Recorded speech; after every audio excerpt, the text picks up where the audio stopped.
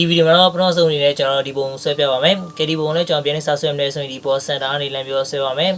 ဒီမှာလည်းပါကြည့်မလဲဆိုရင်စင်တာအမှတ်တွေအများကြီးပါ။အဲကြောင့်ကျွန်တော်ဒီကနေမှာ point style နဲ့ဝင်ပြီးတော့ point လေးသတ်မှတ်ပြောဆွဲပါမယ်။အဲ့တော့ point style နဲ့ဝင်ချင်တယ်ဆိုရင် keyboard ပေါ်ကနေ DTP time နေနဲ့သို့မဟုတ်ပေါင်းဆိုရင်ကိုက quick set 2ပေါ်မှာလည်းပြောတင်ထားမယ်ဆိုရင်ကျွန်တော်ဒီကနေပြီးတော့လည်း access လုပ်နိုင်ပါတယ်။အဲ့တော့ကျွန်တော်ဒီကနေပဲယူလိုက်တော့မယ်။ပြီးတော့ကိုကြိုက်တဲ့ point style လေးယူမယ်။ပြီးတော့ကိုကြိုက်တဲ့ site လေးလည်းပြောသတ်မှတ်မယ်။ Okay အဲ့ဒါပြည့်နောက်မှာတော့ကျွန်တော်တို့ဒီကနေပြီးတော့ keyboard ပေါ်ကနေ P ကိုလည်းမျိုးရမယ် and space ပါပြီးတော့ဒီမှာ click လည်းမျိုးနေရပါမယ်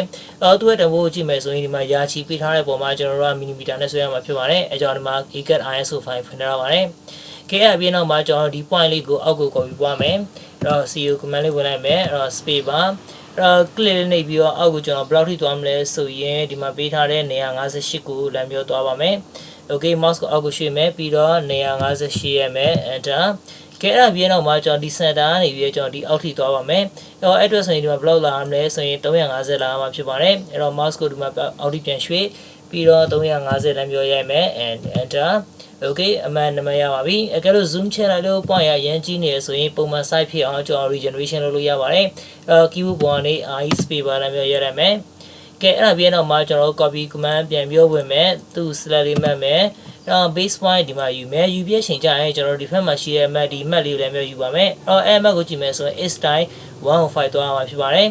အဲ့တော့ကျွန်တော် keyboard ပေါ်နေ block ရမလဲဆိုရင်105လည်းမျိုးရိုက်မယ်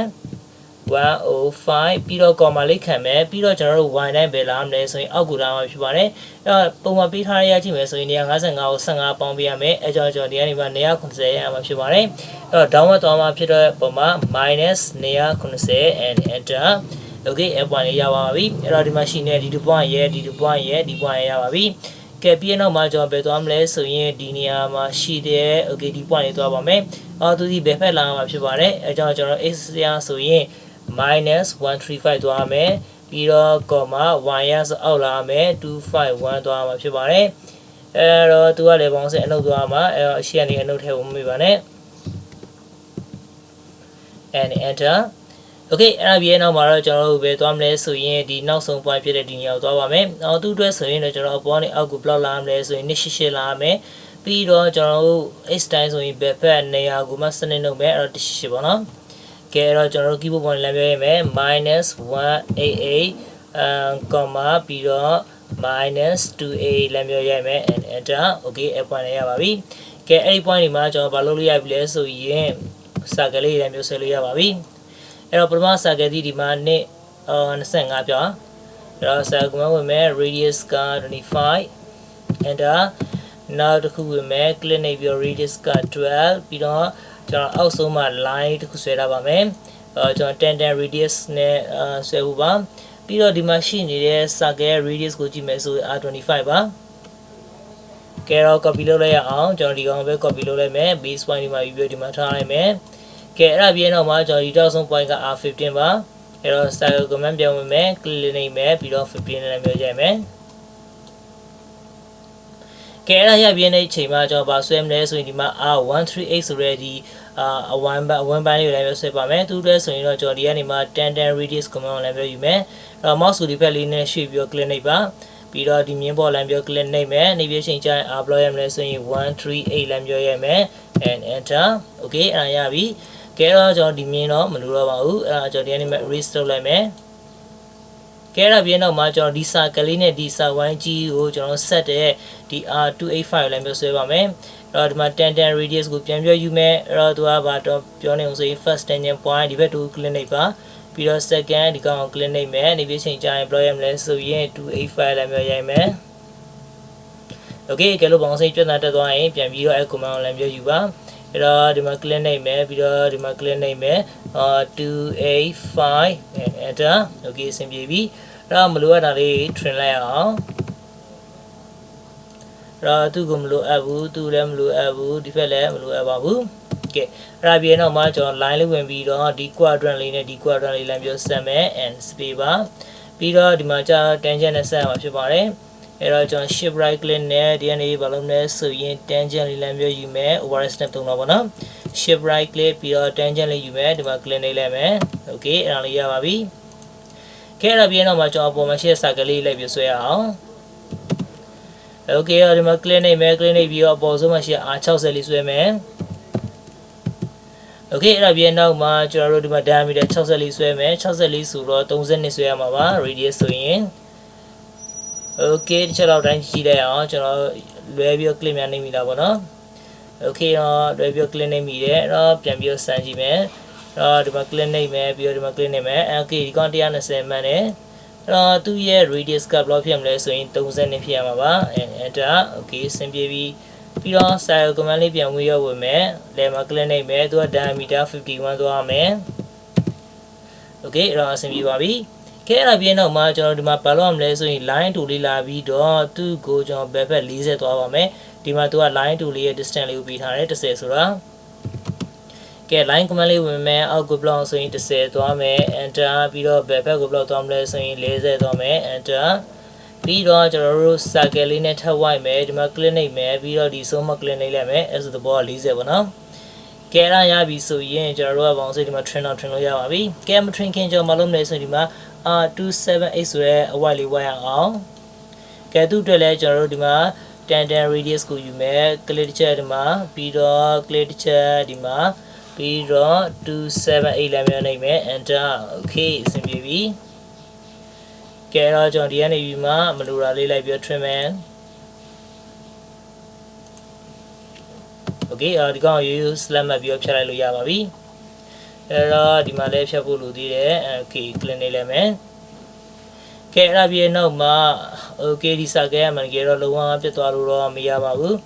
အဲ့တော့ကျွန်တော်တို့ circle command ဝင်ပြီးတော့ပြန်ပြီးဒီမှာဆွဲလိုက်ပါမယ်ဘာကြောင့်ဆိုဒီဘက်မှာအဝိုက်လေးဝိုင်းရမှာဖြစ်တဲ့အတွက်ကြောင့်လို့ပါ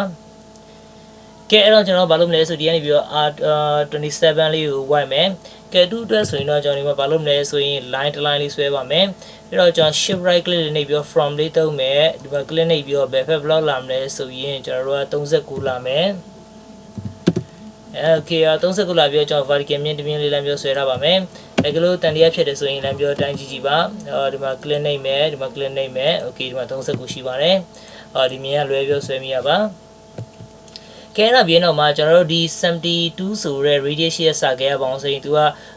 center D ကနေပြီးတော့39ပဲပေးထားပါတယ်ဒါပေမဲ့အပေါ်ကနေအောက်ကို block လာမှသူမပေးထားဘူးအဲ့တော့ဒီမှာကျွန်တော်ဗာသုံးမလဲဆိုရင်ဒီ parametric tab မှာရှိတာလေးလည်းမျိုးသုံးပါမယ်ကဲတော့ကျွန်တော်ဒီကနေမှာ circle တစ်ခုဝိုင်းထားလိုက်မယ် click နှိပ်ပြီးတော့ block လဲဆိုရင်72လေးလည်းဝိုင်းထားမယ် enter ကဲအဲ့ပြီးတော့မှကျွန်တော်ဗာလုပ်မလဲဆိုရင်ဒီကောင်ကိုကျွန်တော် constraint လည်းမျိုးပေးပါမယ်ကဲ constraint ပေးဖို့အတွက်ဆိုရင်တော့သူ့ကိုကျွန်တော်ဒီကနေပြီးမှ vertical constraint လေးပေးလိုက်မယ် click နှိပ်မယ် okay အဲ့ဒါပြီးနောက်မှာဒီ line လေးမရွေ့သွားအောင်လို့ကျွန်တော်တို့ဒီမှာ linear constraint ပေးပါမယ်အဲ့တော့ဒီ center နဲ့ဒီအမှတ်လေးနဲ့ block ပဲထားမယ်ဆို39ထားမယ် okay 39ကရိုက်ပြီးသားပါအဲ့ကြောင့် enter နှိပ်လိုက်မယ် okay သူက lock ဖြစ်သွားမှာပါသဘောပေါင်းဆိုဒီကောင်ဒီလုံးဝနေရာရွေ့မှာမဟုတ်ပါဘူးပြီးတော့ vertical တိုင်းပဲသူကသွားနေမှာပါ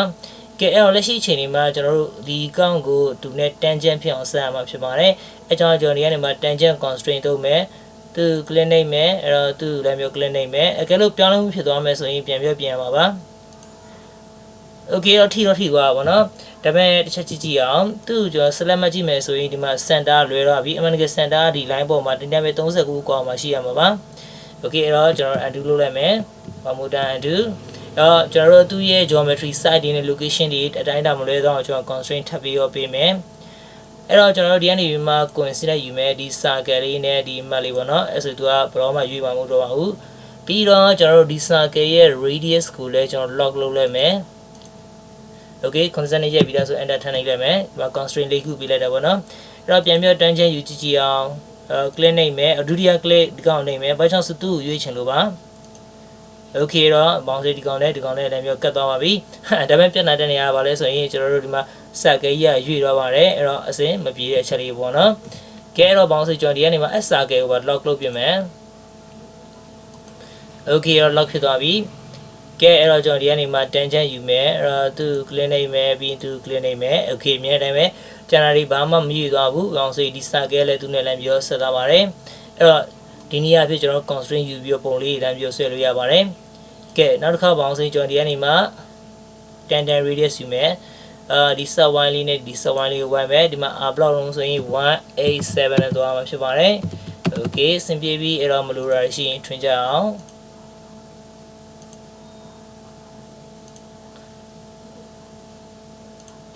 okay ဒီကောင် use select မှာဖြတ်လို့ရတယ်ပြီးတော့ဒါလေး trim မယ်ဒါလေး trim မယ် okay ဒါလည်းမလိုတော့ဘူးကျွန်တော်ဒီမြင်းလည်းမလိုတော့ပါဘူး okay ဒီမှာ vertical မြင်းလည်းကျွန်တော်မလိုတော့ဘူးဒီမှာ constraint ပဲရှိမယ်ဆိုရင်ကျွန်တော်တို့ delete constraint လမ်းပြောဖြတ်လို့ရပါတယ် okay အဲ့တော့ကျွန်တော်ဒီဟာတွေလည်းမလိုတော့ဘူး select မှတ်ပြီးတော့ကျွန်တော်ဒီနေ့ select similar တုံးပြီးတော့ကျွန်တော်တို့ကောင်စိတ် high ချင်း highlight ဖြတ်ချင်းဖြတ်လိုက်ပါအဲ့တော့အောက်မှာနောက်ဆုံးအနေနဲ့ trim လေးနှစ်ခုလုပ်ဖို့ကြံတယ်ကဲအဲ့တော့ကျွန်တော်လူချင်တဲ့ပုံလေးရရှိပါ